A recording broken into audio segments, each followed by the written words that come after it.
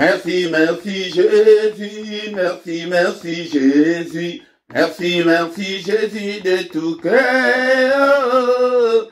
Merci, merci Jésus, merci, merci Jésus, merci, merci Jésus de tout cœur.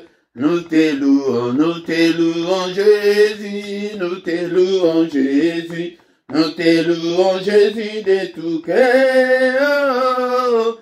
Nous te louons Jésus, nous te louons Jésus, nous te louons Jésus de tout cœur.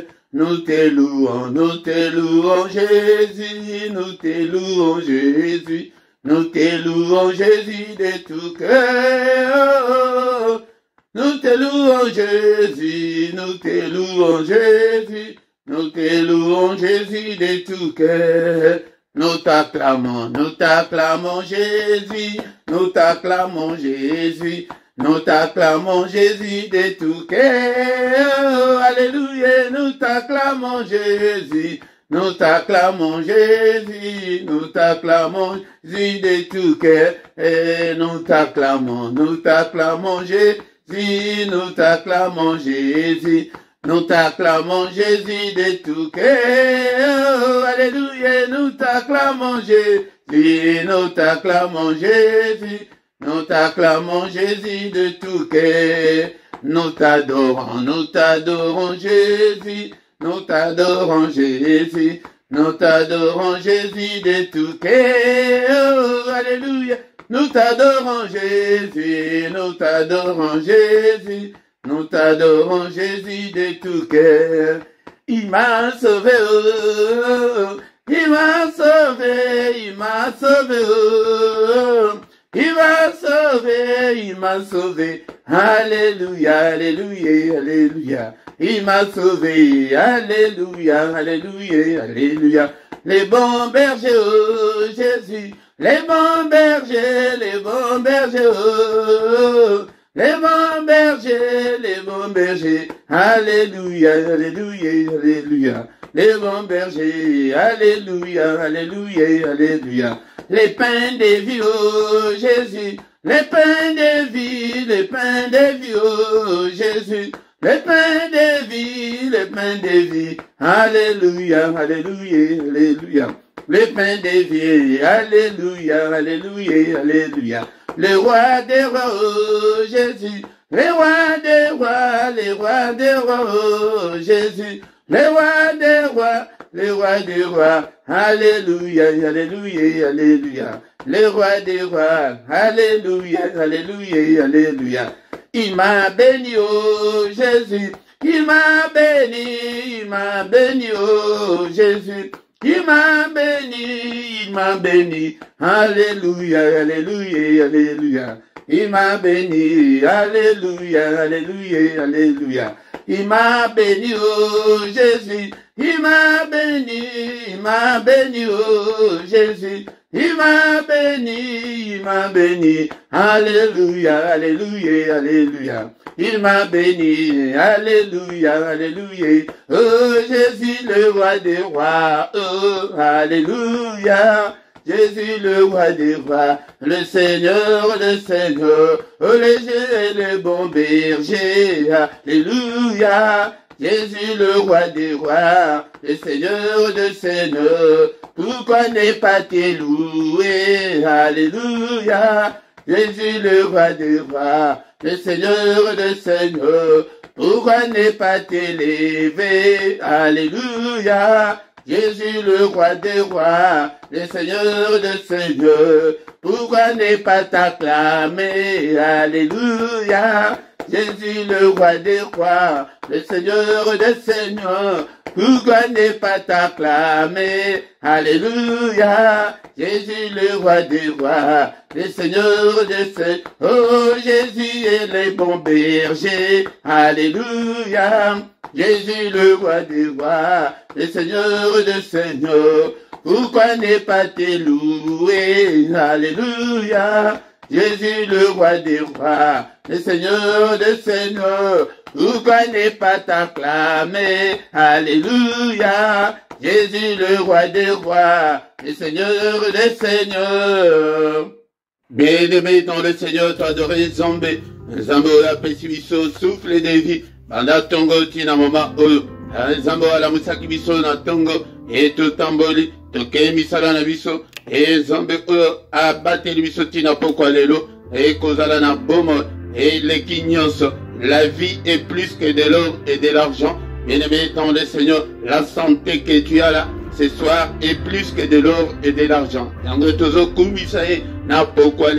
Le roi des rois, le Seigneur des seigneurs, le Dieu qui vit éternellement, en toi il n'y a ni changement, ni ombre de variation, n'a pas molio, n'a pourquoi l'élo, n'a élevé combo na yo, mon santo, Zambé abomo enanga, Zambé na ekobelela, n'a pourquoi l'élo, Ngambe mobateli ya banananga, mobateli ya libotananga, na commission na pourquoi l'élo. Est-ce que tu es là, mon frère, pour que nous puissions adorer notre Dieu? Bénissons-le, élevons son nom. Son nom est au-dessus de tout ce qui peut se nommer. Son nom est au-dessus de tous les noms. Et tous les noms, et dans ces siècles, et dans les siècles à venir, et au ciel, et sur la terre, et en dessous de la terre. Il est le roi de rois, le Seigneur des seigneurs. Alléluia. Bénissons-le ce soir. Saint, Saint, Saint est l'Éternel, notre Dieu.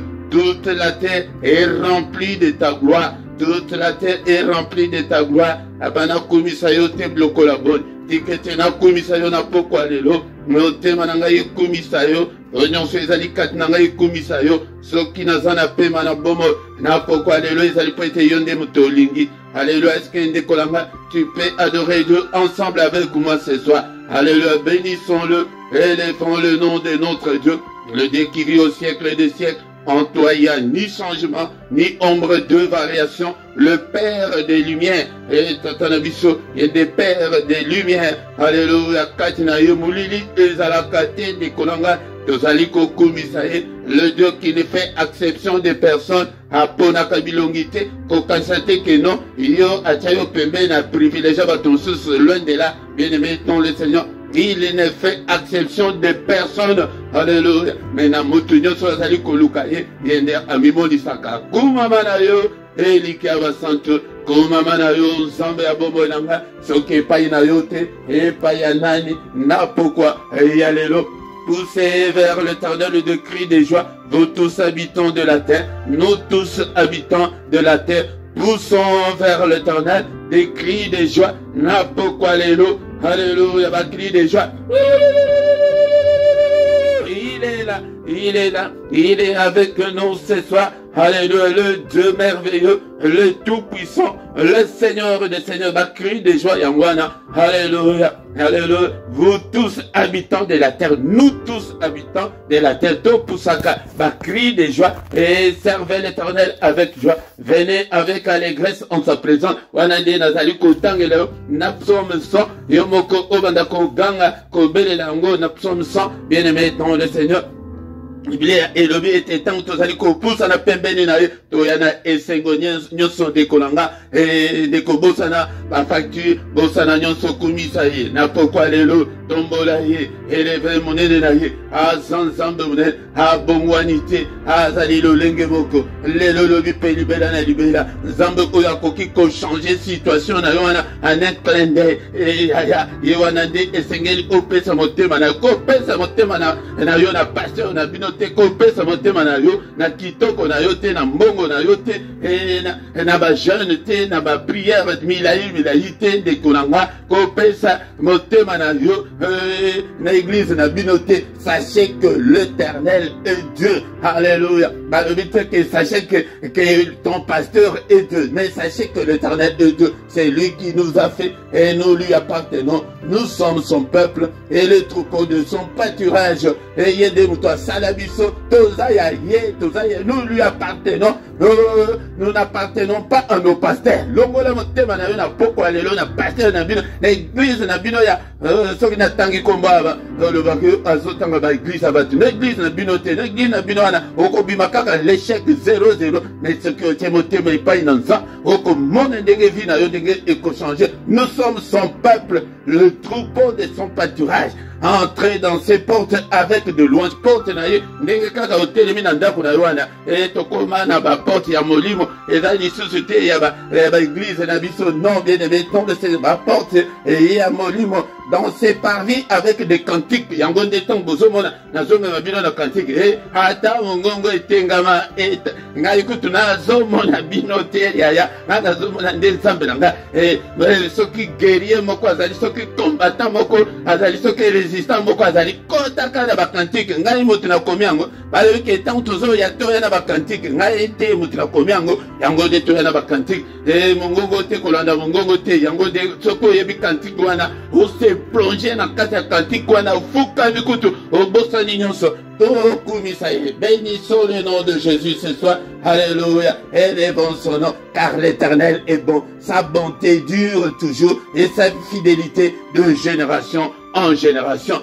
Bien aimé, non, le Seigneur, fidélité ensemble. Il est fidèle, même si nous sommes infidèles, mais il est fidèle. Il ne peut en aucun cas régner son nom. Yango de tango sali ko benema. Ya to atora kanzambe pente. Biso to akana poko boye na culte. C'est le culte du soir avant de se coucher en paix. Tango ba mari de nous ba monde la biso ba femme de nous ba monde la biso. Ce temps-là est révolu. Tango bana babanda ko sursauter na bandoto na banda ba pongi na bango tango bana eleki to pelisaka moto na kati na bandako na biso to kumisa nzambe to kumisi na pokwa lelo na psaume 100 bien-aimé dans le Seigneur. Ça c'est bito ça bandi kosenga mawana ensemble likolo na biso papa limbisa ngai papa nazadi te yakobele maliboso na nazadi te ke nakamba peuple oyo papa ngolo na yo papa grâce na yo miséricorde na yo eza likolo na nga. Ne te souviens pas de mes péchés, ne te souviens pas de mes désobéissances,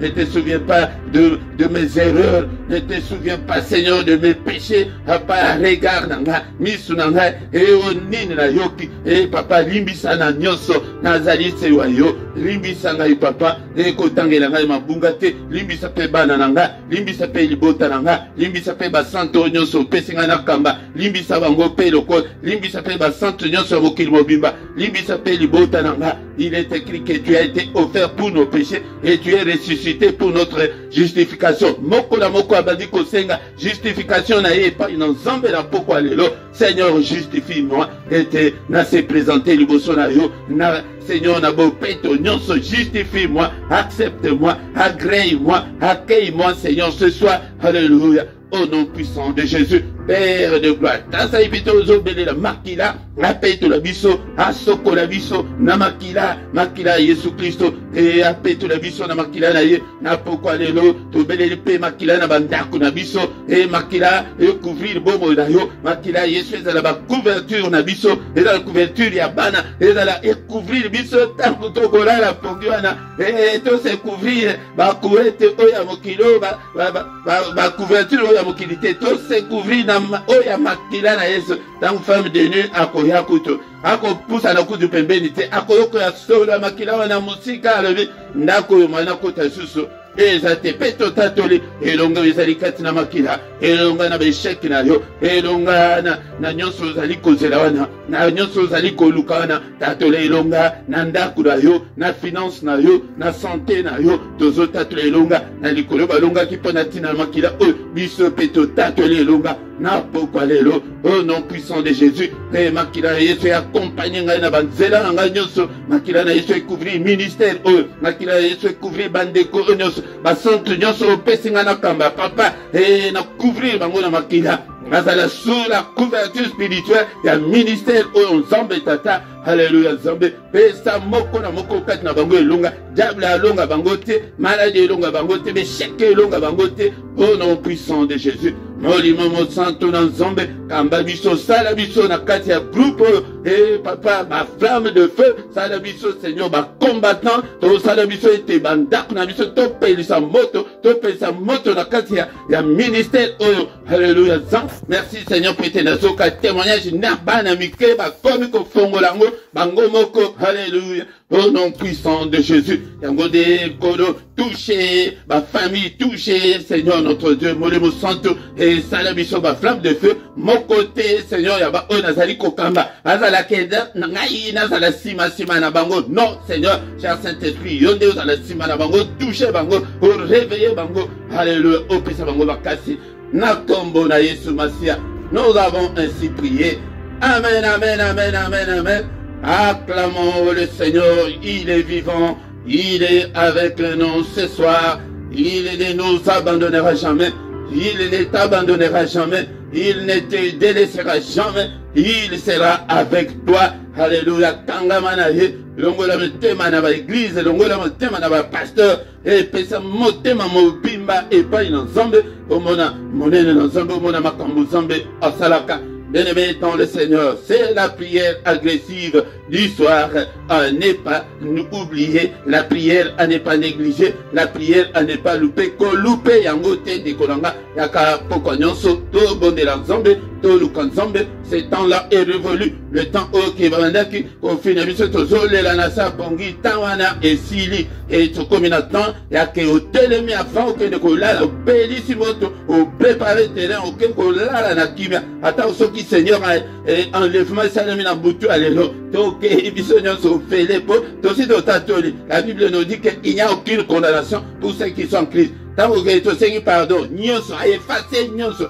Ya tala tango ya grâce et belé baluka qui était comme on attend ya grâce bakoma ki yangote mais yo nanga to comme tango wana. Bien-aimé na miko pourquoi lelo ezali bino mote Philippe ndeko nanga soki nano sabona na nduti sabone ndenge tozali ko landa boye et ndeko nanga bo like bo partager ndeko nanga. Alléluia. Bo sala ba commentaire na bino to travailler ensemble. On est tango ko sala yango ndezombe akokota na bilanga na yo akosala pe kati na bomo na yo ndeko nanga.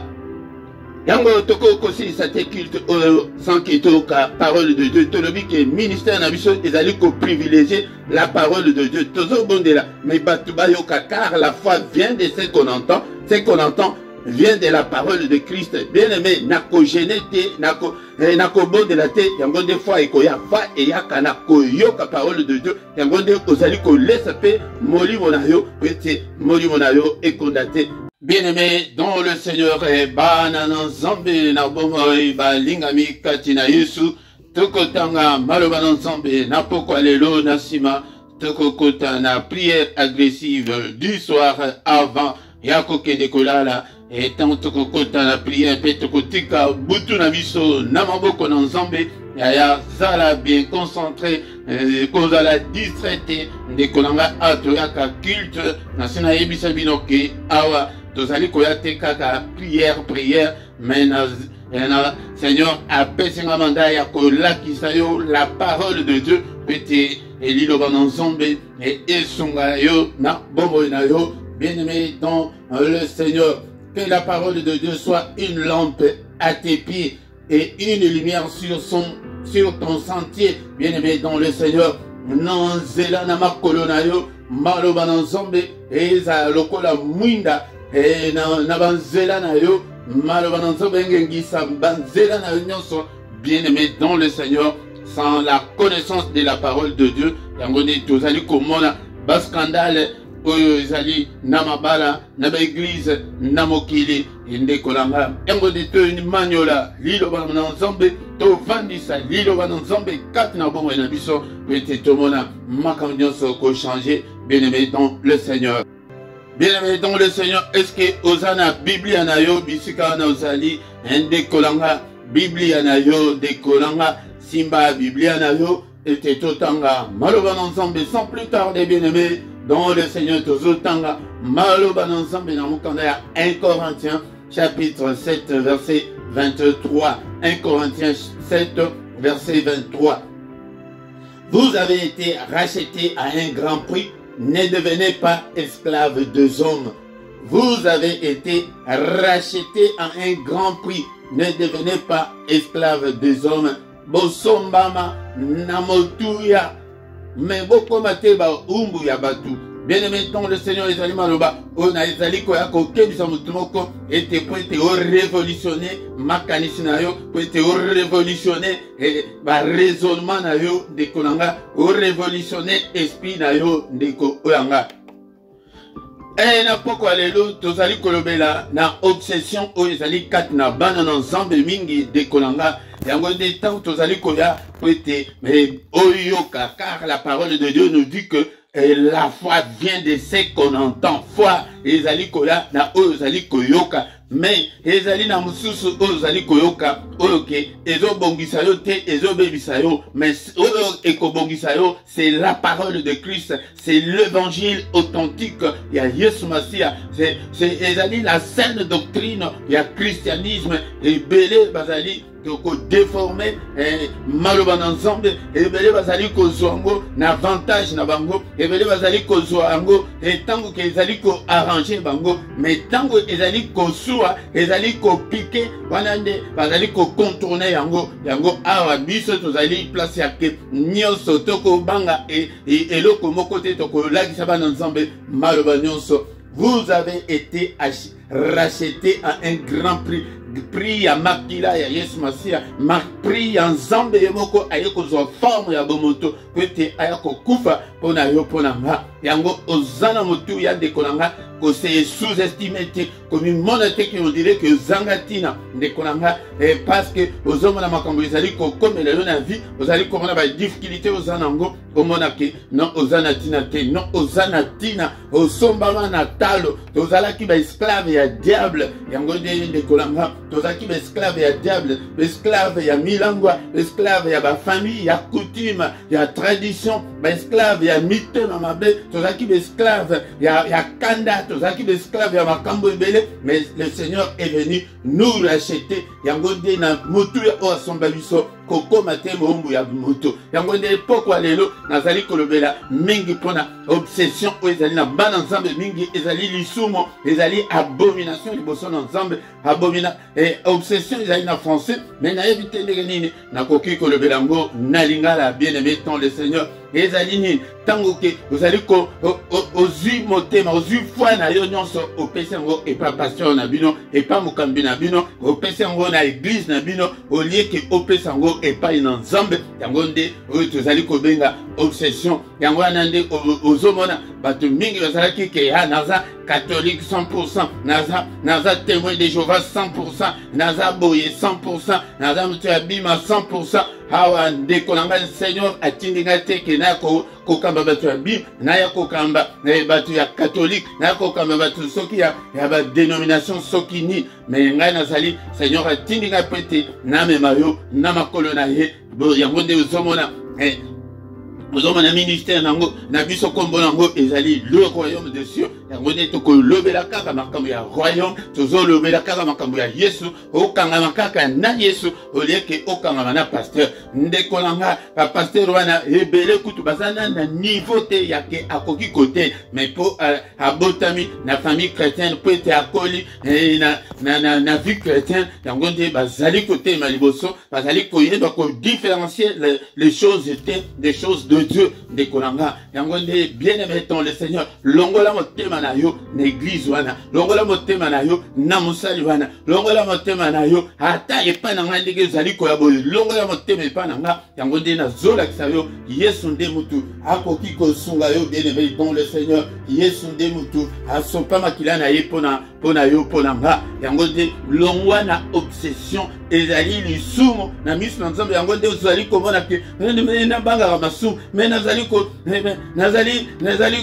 nazali ko batela nzoto na nga mais pourquoi ça ne semble pas marcher ce que aux gloire ya bato nzambe opesa ngo na église na bino opesa ngo pa pasteur na bino ya ndeko na nga yango nde okomona ete nzambe akosunga yo te dénomination mon côté et comme ma moto na paradis et dénomination mosali mon côté a comme ma moto et na maboko na nzambe ndekolanga tozali kaka ba instrument ya pamba ndekolanga mais soki mutwana oyo zalo landwana est-ce que oyebi na chambre na makambo salaka oyebi makambo mais jour okoyoka kenyo asimba kise aza mutu ya aza okitiste ya okosala ndenge nini to banda komona te keno okay pa ba kacher mais azana bible okay pa nganga azana bible ndekolanga omona kango te po asimbi bible to benga eke azaya nzambe ndekolanga est-ce que so tuna molimo centre que non la kisanga nano place on a qui prier. La qui s'engage le papa Philippe au aganga au na pourquoi au à terre kabiso la qui s'engage est-ce qu'à ensemble ou bien à ensemble t'es bien aimé dans le Seigneur et d'aller un danger ou ils allaient na ban ensemble mingi au lieu ba kanga mana Yesu ba kanga mande na ba église na bango ba kanga mana ba jeune ba kanga mana ba prier milali au lieu ba kanga mana ensemble ah ils allaient ministère ya comme un ba tu pas na Yesu ils allaient ministère OK va se focaliser sur la vie éternelle sur Jésus-Christ bien aimé dans le Seigneur nous comme ça ensemble peut-être tozana na ndeko moko attendre que tozolo ba azali koyoka aza bima mais azota l'église na bango te mais tozana ye toujours yango te naza na posa ko former ba ya le lingo wana ya que ozota les ensemble ozota la vie éternelle que ozota la dénomination na bino alléluia. Yangwana bande ko bozali ko mona été tozali ko privilégier la parole de Dieu oyo kaka parole bien aimé dans le Seigneur parole et sungayo mais au komona tango ya parole au mona mutusu ça le bi ngana ko landa nga yango te ya au mona kutu tango susu ke tango e komi ya parole de Dieu au moni que on dirait que eza parti moko que eza na tina te et pourtant yango de mutu ezali en première position. Au commencement était la parole était Dieu, la parole était avec Dieu. Dès que nous il fallait prier, prière intense, mais tant que prière, Seigneur, attendez été kaka pour la prière, mais attendez pour la parole, pour la redresser, pour la affermir. Yango de ceux qui vous allez affermir, yango de Seigneur a confié les grandes choses. Zoabana na biso, vous allez bana 3, 4, 5 ans, na tongo peut être temps, vous allez kolamuka, na tongo il faut sokolaye, il faut l'atsaye, il faut bongisaye pour que de retika na classe. Mais ce que vous avez déjà na bana 12, 13 ans, na kolamuka tongo, yemoko azo sokola, yemoko bongisi biloko na ye, kete malam, à quelle classe? Mais ndeko na ngai yango nde tozala posa ya bandimi oyo bakola bandimi oyo bakemba bandimi oyo teke bazali kodépendre kaka na basali teke ya 100% mais oyoki parole et parole wana esungi yo ndeko na ngai. Hébreux chapitre 9 verset 11 à 12. Bien aimé dans le Seigneur, Bible anayo Hébreux chapitre 9 verset 11 à 12.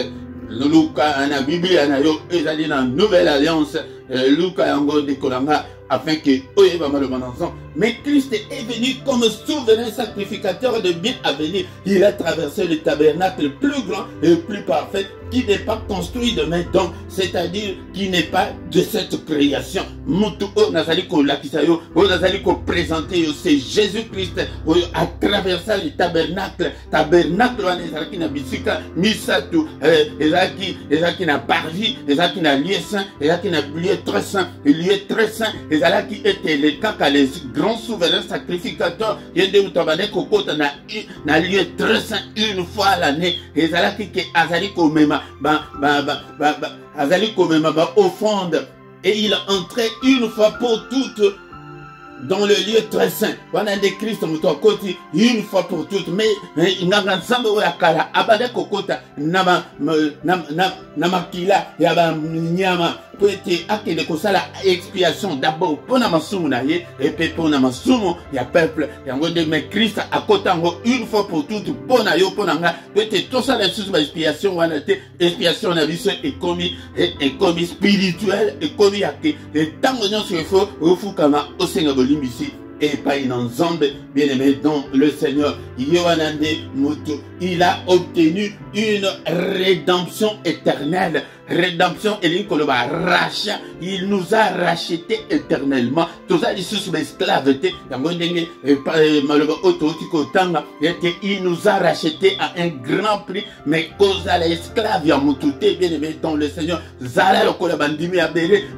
vérifiait tout. La Bible, c'est que les apôtres leur disaient si c'était vrai ou pas, mais il y a au contrôle la kate, au talakate, au monakate, ceux qui veulent que personne mais sans vérifier, sans contrôler, bien aimé dans le Seigneur, tous les esclaves abattus, une grande parenthèse, on a Zousel Levino, Nicolas Nyonso, c'est-à-dire qu'il faut se focaliser sur la parole de Dieu, autant que la parole de Dieu est scindée en deux. Il y a deux alliances que le Seigneur a conclues avec son peuple. La première alliance était avec Moïse, Ezaki, alliance, il y a la loi. La deuxième alliance est l'alliance, il y a grâce au que Nzambe Yemoko, Ayeko Kufa pour Nabiso, Sopa Makilana et pour Nabiso, Yango de Koza l'esclave, Yamoutute, Koza l'esclave, il y a église, de Kolanga, Longola, Makalisiwana, de Kolanga, pendant qu'on concilie ça, n'a pas quoi aller là, nous autres, Galates chapitre 3, verset 13. Christ nous a racheté de la malédiction de la loi, étant devenu malédiction pour nous-mêmes, car il est écrit maudit et quiconque pendu au bois. Bien-aimé dans le Seigneur, Christ a racheté son pasteur, mon côté, église, mon côté, ni qui que ce soit. C'est Christ qui nous a racheté. Il y a malédiction sur la famille, malédiction sur la loi. Oui, c'est là qu'il y a la loi que, oh, ce qu'on peut se dire, tu es maudit, et ça, il sous-souté. Oh, ce que tu es maudit le matin, tu es maudit le soir, et ça, il sous-souté. Romains chapitre 8, verset 1. Il n'y a aucune condamnation pour ceux qui sont en Christ. Bah, bazali kat na yesu bimande na église kota na kat na yesu ya pas été malédiction elongwa na mutu na yo et peut-être ba condamnation elongwa na mutu na yo et pour okanga na église ozwa motema na yo kutu ozomona kaka pasteur wana kaka et yekutu soki endeka na sana likambo et soki na lobi abondele kosim mais yo moko pe Seigneur nous a donné ce pouvoir là à nous tous bien-aimés dans le Seigneur. Il nous a racheté de la malédiction de la loi. Il est devenu lui-même malédiction pour nous. Malédiction na yoana oh ezaka ta famille bimandi kat na église kota kat na yeso au monde au vivre le changement radical na kat na vie na yo bien-aimé dans le Seigneur yango de maloba o tozana ngo na poko lelo mais na ko bana ko zonga na ko kebisa bana nzambe ete bo bima na obsession poko lelo tozo retenir que kozala obsédé ezali ke ozomona kaka église na bino ozomona kaka mosali wana kaka ozomona kaka papa Philippe non, non, bien aimé dans le Seigneur. Yaka Luka Yesu. Bisognon se tozali ko Luka Yesu. Yangode tokomona monene ensemble au nom de Jésus. Merci Seigneur notre Dieu pour ta parole. Et quelques minutes au kaka et aux foi. Peut-être ce que l'ongoli obsession na yoana mais que mandi ko Luka kaka Yesu zotale la kaka Yesu. Bien aimé dans le Seigneur. Ta vie va changer. Merci Seigneur notre Dieu pour ta parole. Que toute la gloire te revienne. Que tout l'honneur te revienne. En toi il n'y a ni changement, ni ombre de variation. Papa, que ta parole habite en moi dans toute sa grâce. Que ta parole habite en moi abondamment. Bien-aimé dans le Seigneur. Ainsi dit l'Éternel. Et vanda katnayo. Et fuluka katnayo. Oyeba malubananzam. O manula malubananzam. O vanda katna malubananzam. Au nom puissant de Jésus. Au nom puissant de Jésus. Que ta parole, Seigneur notre Dieu, soit une lampe à mes pieds. Alléluia. Et une lumière sur mon sentier. Yango Seigneur, natambula na molili soki mukete malobana yo vanda katnanga malobana yo Seigneur notre Dieu et kambanga pardon Seigneur na lingite kozala obsédé c'est chancel d'esprit bimisanga na obsession natale la kaka yo Seigneur natale la kaka nzambe na se focaliser sur le royaume de Dieu na se focaliser sur le salut de mon âme et bien aimé dans le Seigneur yango de tango za obsédé yango de nzambe apesa yo mukongo kala yango de kolanga zala lokola de kolanga wana ona lobi ke atozala kala ye pokwa nyonso me atala ke église na bango te atala ke église na bango te po batu lokola ye ba église na bango wana po bimisa he na église wana ke aya ko te na ba doctrine mususu yaya eza facilité ne tu ba toi catholique ne tu ba toi Jéhovah ne tu ba musulman yaya de kolanga yango de tangama na doctrine ya Christ. Alléluia. Christ ndi mutuna lakisio yena poko alelo oyo a traversé une fois pour toutes le lieu très saint et yango de akota lui a fongola lieu très saint que poye okota et ndenge tozobonde la boye et yaya ezalaka te na tango akala ezalaka que il faut passer toujours par le serviteur yango mais Seigneur a fongola le lieu très saint yango de peut être mutunyoso ozala okota na lieu très saint au bon de la nzambe akoyoka yo soko bimi na église soko bimi na obsession au okomona les grands changements, okomona miracle ndenge obanda kosalema na bongo na yo, pete ozwi motema na yo, ozwi mobimba na yo nyonso, opesa yango, otalisa yango epai Yesu. Yaya, okomona be miracle Zambe wanga na zote ya yo, Yesu na memeli yo, azali Yesu ya miracle, kemba grand miracle esalema na kati na bongo na yo, guérison esalema na kati na bongo na yo, bima na kati ya église, bima na kati ya obsession de kolanga, omona monene na Nzambe. Merci Seigneur notre Dieu, que toute la gloire te revienne, que tout l'honneur te revienne. Bien aimé, toko na suka, mais avant tout, tosilisa, tozali ko bela moto na Nzambe na kaya bayi na biso nyonso, tozali ko bundisa biso butu mo na ndako oyo na pelisi moto na vie na nga, papa beshek nyonso na suye na kati ya ndako na tumbi yango na moto, au nom puissant de Jésus-Christ. Et Seigneur notre Dieu, nyonso ezali kati na bomo na nga, ba bilembo nyonso ya monde ya ténèbres ezali kati na ndako, ezali kati na vie na nga, ezali kati na bana na nga, ekoti kati na finance na nga, ekoti na ministère na nga, moto na Nzambe tumba nyonso. Bien aimé dans le Seigneur, to pelisaka moto na kati na bandako na biso tango nyonso, kango tozaki ba fena ya tango wana leki, au nom de Jésus. Alléluia. Ba être nyonso ya diable, moto na Nzambe na pelisi moto.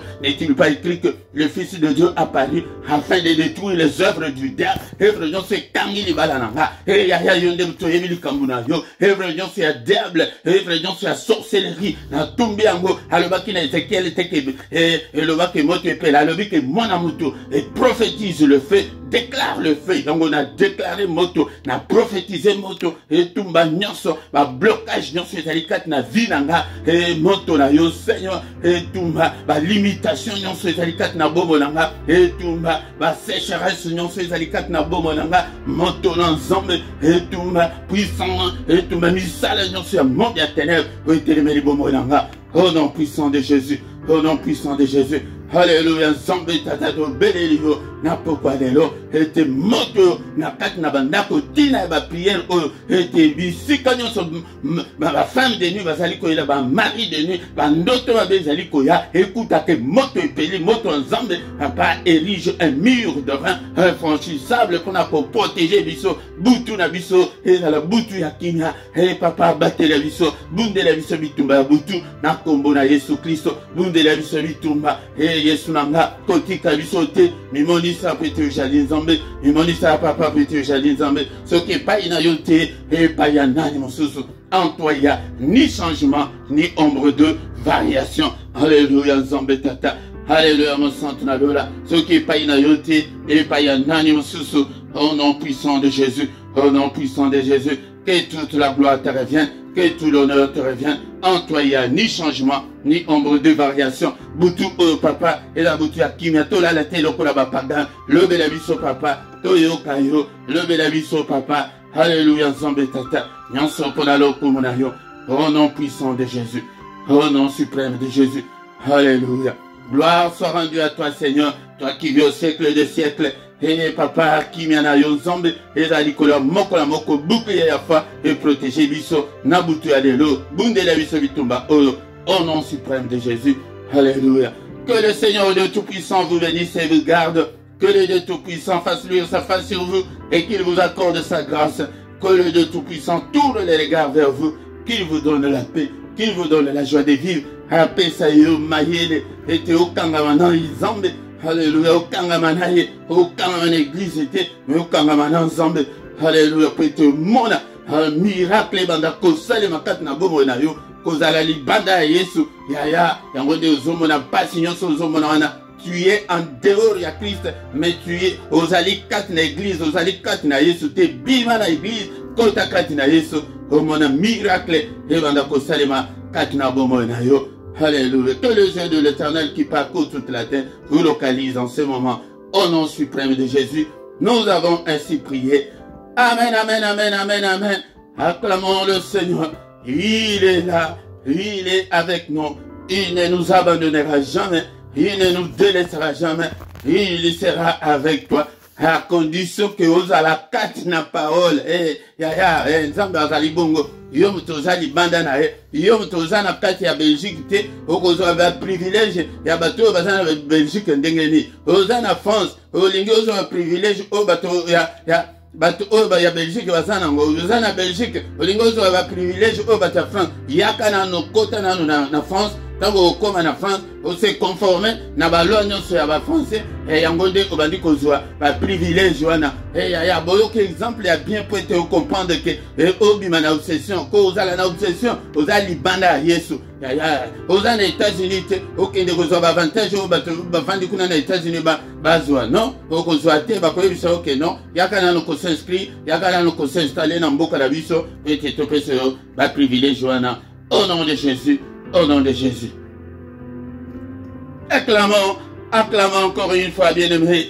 Acclamons le Seigneur. Il est avec nous. Maboko Punahe, bien-aimés, dans le Seigneur. Tant que nous allons aller au Sonaye, Yakane Sengo, Zala concentré, bien-aimés, dans le Seigneur. Tout comme on a monnaie dans Zambé. Amen, amen, amen. Et pourquoi nous sommes, Nangonga 21h, la prière agressive du soir, Yaka était tout bon de la Toluka. Nzambe poko nyonso bien-aimé dans le Seigneur mayam ko na misatu ezali singulièrement pour na bana na biso ezali culte spécial ya ba parents responsables pour na avenir meilleur ya bana na bango yango ndeko na ngai kozanga te tongo nyonso du lundi au vendredi na ngonga 6h yaka ete tokota na mystère ya tongo toluka elongi na Nzambe mais ya samedi na dimanche na 5h30 mais samedi il y a souka ya mwanyonso wanandi ezali veillé na biso authenticité là 1 heure avec le Seigneur yagode kozanga te bien-aimé dans le Seigneur dimanche nyonso nangonga et à 17h kozanga te tozali na émission na biso parole de vie yaka oyekola liloba na Nzambe enseignement ezali étude ezali actualité pe ezali toko lobelaka nyonso pe les sujets qui fâchent yaka oyekola tant que ozana connaissance était yamode bozo koma ba obsédé na l'église bozo koma bazali ko duper bino bazali ko kosa bino tant que connaissance ezalité ba ko manipuler bino baza très éloquent bazate bali ko koma lokola biso te mais bakoya lambi maloba yo somona keza ya solo zoka déjà solo te yaka oyekola na leçon ya munene yeba ke tozali na ancienne alliance na nouvelle alliance mais makambo bazote makambo zolobama ezali ancienne alliance bien ezali ya nouvelle alliance code de la route ya sika na ya kala eza ndenge moko te constitution ya kala na ya sika eza ndenge moko te eza makambo susu bokokolanda makambo susu bozolandaka makambo ya sika mais ntango bakoya par exemple bango balinga mingi wana ya Malachi 3:8 wana ya dime et ce qu'on peut citer aux âmes maudits tango koyoka ngome oyebi parole de Dieu te olengi ke komami na Bible mais natan nini ezali ko concerner susu biso ou pas yaka oyekola mukolo nyonso ya dimanche ceux qui nous s'abonner te bien-aimé s'abonner na yo bo liker bo partager pour la gloire de notre Dieu. La bénédiction mususu ko arachango tango zali ko servir Nzambe ndeko oyanga na se awa okuta ba coordonner na biso nyonso nyonso zanango posa ete tosunga yo na prière tokosunga yo okuta pe compte bancaire na pe compte ya PayPal pour un soutien financier comme ça ya Nzambe mais toutefois nazo pesa yo 2 Corinthiens chapitre 9 verset 7 le but que mutu apesa ndenge motema na ye elingi yango nde tozali te mpona koya ko escroquer bino non il faut tolanda parole ndenge ezali 2 Corinthiens chapitre 9 verset 7 bato mosusu bazolobela yango bazoloba oyo bopesa te bazoyiba bino mais bible elobi te ke bato bapesa te botuna bango ke lakisa ngai verset oyo mpe elobi ke topesa te apesa yo yango. Mais awa ezali na en nouvelle alliance est commis volonté en mutu. Le Christ nous a affranchis pour la liberté. Peut-être nous sommes à la libre ya kosala. Mais ce qu'on a oya zangi. Ce qu'on a kosala Nzambe te akoko kamaloba na Nzambe te. Non, loin de là. Mais bosunga musala ona makambo oyo tozali na ngo posa. Tant tokomi wana bien-aimé dans le Seigneur tokomi na suka. Tokutani susu mukolo alobi. Dans une autre prière agressive du soir, Nakombo na Yesu. Bonne nuit à tous.